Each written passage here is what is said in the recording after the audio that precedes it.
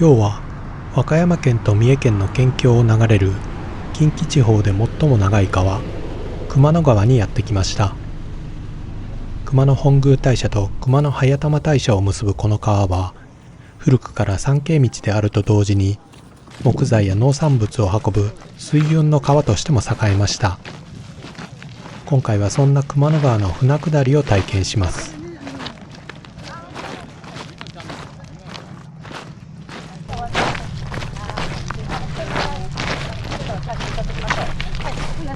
はい、今日は熊野川の川下りに来ています。はい、これから船に乗り込みます。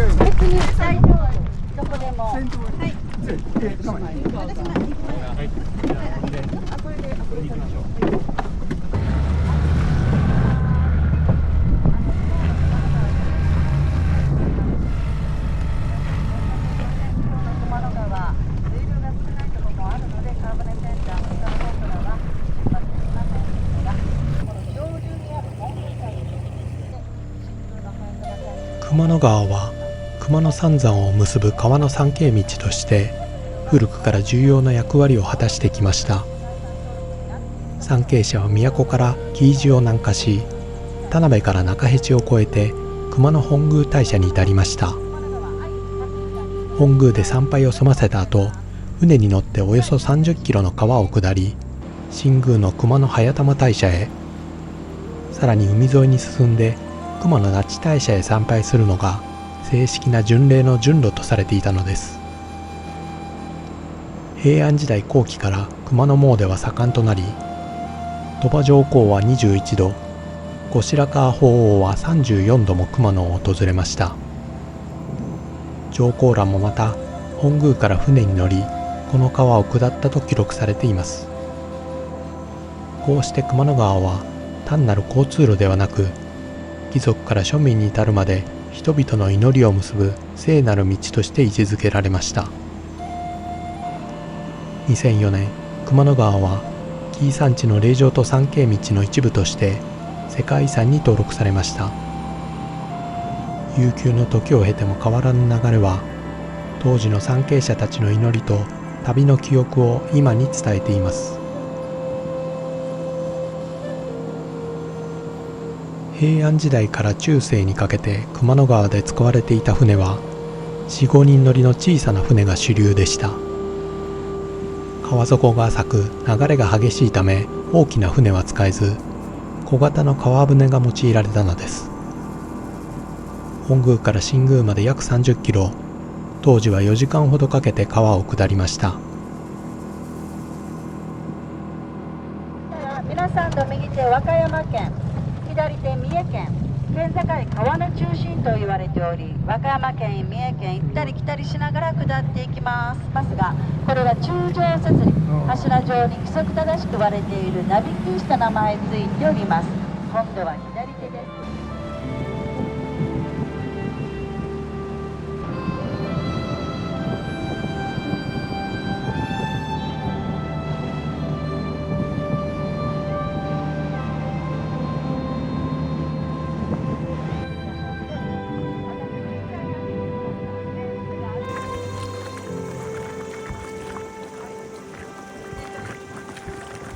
骨を残したと言われている骨島と名前ついておりますが、前の方の写真確認していただいてよろしいでしょうか。こんな骨に見えるぐらい真っ白だったんですが、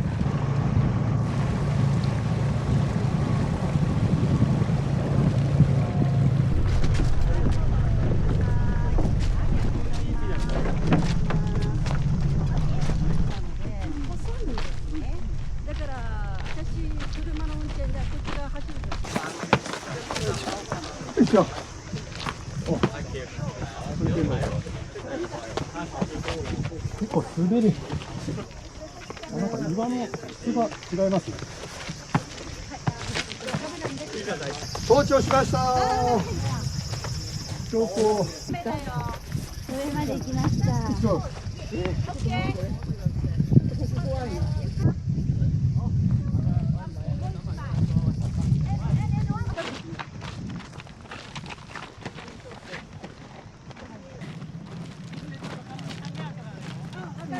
いますが、釣り鐘岩の上の岩が落ちてきたらこの世の終わりと古文書に書かれている岩が上の岩になります。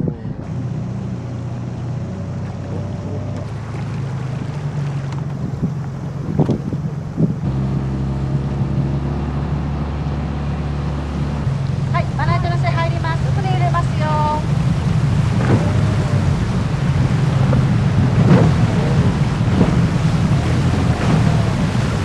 滝滝滝、鉄の滝。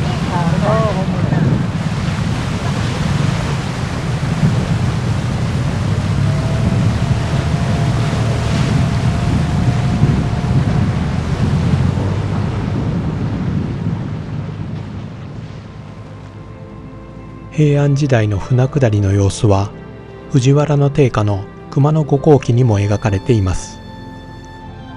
川水糸痛くみなぎりて船の様今はと思うばかりなり、川の水が激しくみなぎり船は今にも転覆するかと思われたと記されています。800年以上前に後鳥羽上皇や定家が体験した船下りを私たちもこうして追体験することができるのです。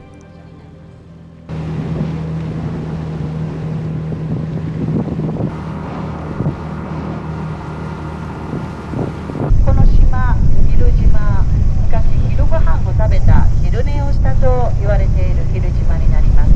伊勢神宮の女の神様、天照大神と熊野権現の神様がこの島の上で肉遊びをしたと言われており、島の上大きな船止め場になっております。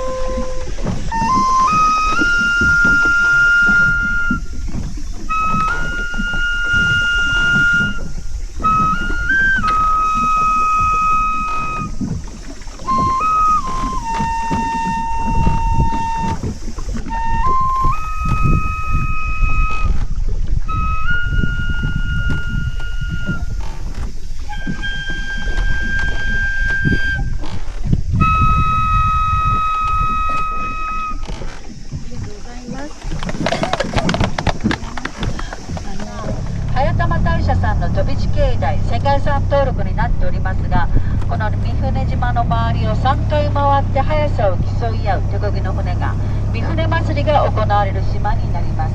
前の方の写真ご確認ください。お旅所の神事の写真、杉林でこういう神事が行われます。で、三船祭りがこちらになります。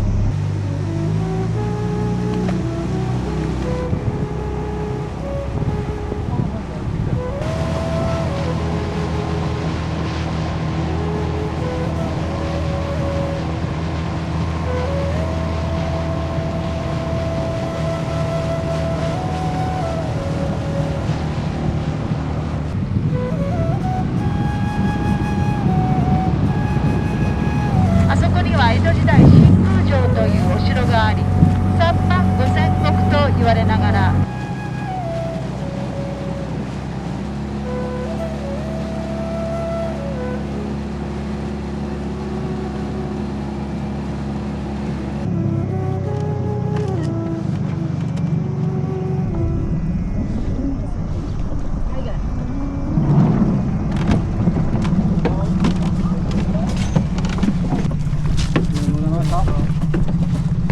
でした。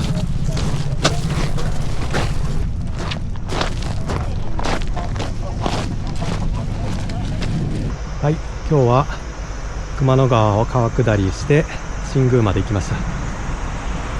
はい、中辺地ここだけまだ通ってなかったので今日行けてよかったです。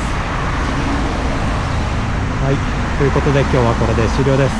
お疲れ様でした。